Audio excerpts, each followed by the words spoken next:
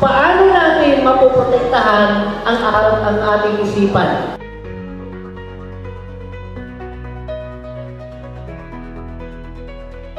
Okay.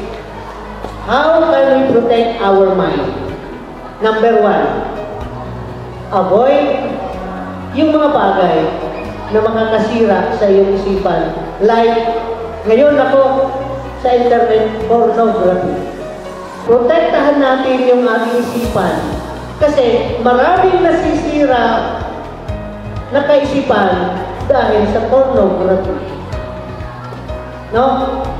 How do we protect our body? Paano mo protektahan ang iyong sarili?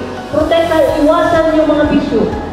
Iwasan yung mga yung pag-iinom ng alak.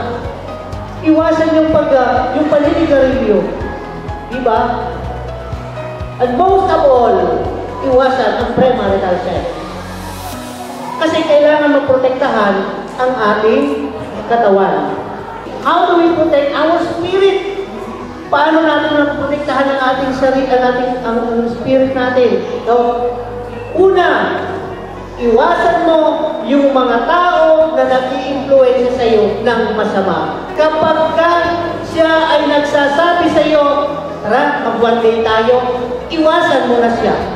Pag nagsabi siya, naku, huwag ka magsasabi sa nanay mo na ganito, ganyan. Pag tinuturuan ka magsinungaling, iwasan mo na siya. Kapag may mga kaibigan ka na nag-o-offer sa iyo ng alak, iwasan mo na siya. Sabi na, pero alam ninyo, hindi totoo na mawawalan ka ng kaibigan kasi maraming matutinong tao. Kaya po, nagkakaroon ng premarital sex kasi ang pagkakaalam natin doon sa sex ay doon lang tayo sa genitals at saka sexual intercourse. Ayon sa survey, sino ang gumagawa nito? No? Mga kabataan na nasa grade 10 hanggang college. Young professional. Yung mga gumagawa nito. Ano ang ginagawa nila? Alam niyo paano nangyayari ito? No? Kasi napipressure sila. Pag sinabi yan, halimbawa may boyfriend ka, girls, tumingin kayo sa akin. Pag may boyfriend ka na nagsabi sa iyo, kung mahal mo ako, patunayan mo, hiwalayan mo na siya. Kasi kung mahal ka niyan, hindi ka ipapahamak. Anong sinasabi kanina? Protect your body. Avoid premarital sex. Kasi ang pagtatalik, ang sex, biyaya ng Diyos sa atin, pero exclusive sa mag-asawa. Given the two important purpose, unity and procreation. Ulitin natin lang, sabi ni Kuya Kay, pag sinabi yan ng boyfriend mo sa'yo, hiwalayan mo na. Kasi meron siyang hindi maganda ang kanyang plano sa'yo. Ipapahamak ka. Mga lalaki, ang tunay na lalaki ang tunay na lalaki, no? Hindi ipinapahamak ang babae. Ang pagiging lalaki hindi lang yung pagiging macho, no? Hindi yung pagiging matigas ang dibdib, Ang tunay na lalaki, nire-respeto ang babae. At meron pa yung pwede, may dugtong. Halimbawa, ikaw ay may boyfriend na may girlfriend. Ang sabi, ang tunay na lalaki ay marunong maghintay. Correct? Marunong maghintay. So ito yung mga dahilan ako. Ito, ayon ko sa research. Galing ko sa UP, Galing sa UP. Sagot ito ng mga kabataan. Sagot ito ng mga kabataan. Silang tinanong, bakit nangyayari yung premarital sex? Kaya sabi nila dito, kailangan daw nila na mayroon silang intimacy, mga ganyan.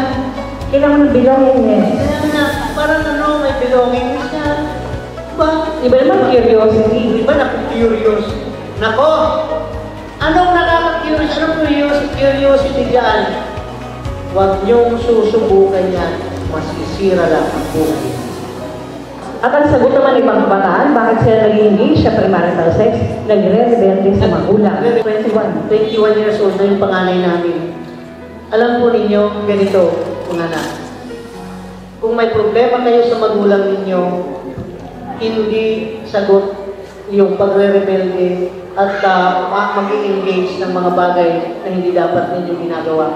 Ang unang solusyon kapag may problema sa magulang, kausapin ng magulang. Kasi minsan, marami kami hindi alam, marami kami hindi naiintindihan sa inyo. Maganda, kung hindi kayo naiintindihan ng inyong mga magulang, baka kung pwede, kayo ang mag-reach out sa inyong magulang. Sabi, kaya sila nag-engage sa premarital sex ay dahil sa stress. Ako, naka-stress ng buhay ngayon. Stress ko ng buhay ko. Mga kabataan ang sumagot nito ha, sila nagsabi. No? Alam niyo, lalo nang madadagdagan ang stress ninyo pag ginawa niyo pa yan. Yung mga epekto ngayon ng premarital sex. So ano ang masamang epekto nito? Okay? Una, siyempre, nagigilty kayo, nagigilty tayo. Kasi dapat hindi pa ginagawa yun. And it leads kadalasan sa depression. So, nag-aalala ka, paano na kapag ka nagbuntis? Hindi ka na makakapag-aral ng maayos kasi naandun ka sa pag-aalala. Ang isa pang matinding problema ngayon, no? Ito, yung paggaganap ng sexually transmitted diseases. So, isang matinding epekto ngayon sa premarital sex. Ano ba yan? Yan. So, yan. Ang dami yan. No? Ang values po natin. No? Kapag binitawan natin yung values na yan, doon tayo magsisimula masira. Okay? Ngayon, ayon sa research, WHO ang nagsasabi, no? Number 1 killer, no? Number 1 na pumapatay ngayon, hindi po yung gera, hindi po yung drugs, di ba? Hindi yung kagutuman. Maraming pong pinapatay ng AIDS. Hindi pa sana mag-aasawa, pero itong nangyari, no, napilitan. At siyempre, nako, abortion. Nagkakaroon ng abortion. So, sa maagang pagbubuntis, unplanned marriage, sa maagang pag-aasawa, sige, siyempre hindi pa siya handa. Ang pag-aasawa ay pinaghahandaan yan. Pinaghahandaan ng mabuti, pinaghahandaan niya ng maayos. Hindi yan po pwedeng, pagka nahirapan ka, pag napagod ka, ay isasakulin mo yung asawa mo. Hindi ganon. Paninindigan mo yan. Hindi po pwedeng, napapagod na ako, pangit na ugali mo, uwi ka na lang sa nanay mo. Hindi ganon eh. So, ang pag-aasawa ay lifelong commitment yan. Hindi, sabi ko yung guys, hindi sabihan. Ang pag-aasawa daw, sa una lang mahirap. Totoo yan. Kasi experience namin ni Vivian, habang tumatagal, mahirap ng mahirap. Kung hindi din yung paghahandaan yan, pag hindi paghahandaan yan, ako, mahihirapan. Kaya po itong mga maagang nag-aasawa, gano'n ang nangyayari. Siyempre, hindi sila nakakapag-graduate at nagiging mahirap sa kanila yung mga opportunities. Kasi hindi nakapagtapos sa pag-aaral. Paano ka pa makakapag-aral? Di ba? Kasi asikasuhin mo na yung sarili mong pamilya. So, ang epekto nito, ayan, one is forced into a lifelong responsibility na hindi pa naman natin masyadong kaya. Siyempre, ayan, pag-ipunahan nila yung hindi mo na maaabot sa mga pinapangarap mo nung nag-aaral ka pa, medyo mahirap ngayon, na napapahinto ka sa pag-aaral, minsan may epekto to sa physiological or health, pati rin social, emotional, spiritual, lahat apektado. So, ayan, isang matinding epekto nito, yung abortion. Sa Pilipinas, walang batas na nagpapahintulot sa abortion. So, ibig sabihin, illegal ang abortion sa Pilipinas. Pag tinatanong kami kung may abortion sa Pilipinas, ang sagot ko, hindi ko lang sinasabing meron. Ang sagot ko, talamak. Sa Manila, ang daming nangyayari nito. Karamihan na nagpapa-abort, mga kabataan. Nakakalungkot po yun. Epekto yun ng premarital sex. At napakabigat nito kasi sinasabi Anong ibig sabihin ng abortion? Imagine ninyo ang abortion. Willful killing of a child. Yung intention na pagpatay sa isang bata na inosente. At sino ang pumapatay? At sino ang nagpapapatay sa kanya? Yung kanyang magulang. Symptoms of post-abortion syndrome. Marami yan, marami enumerate natin.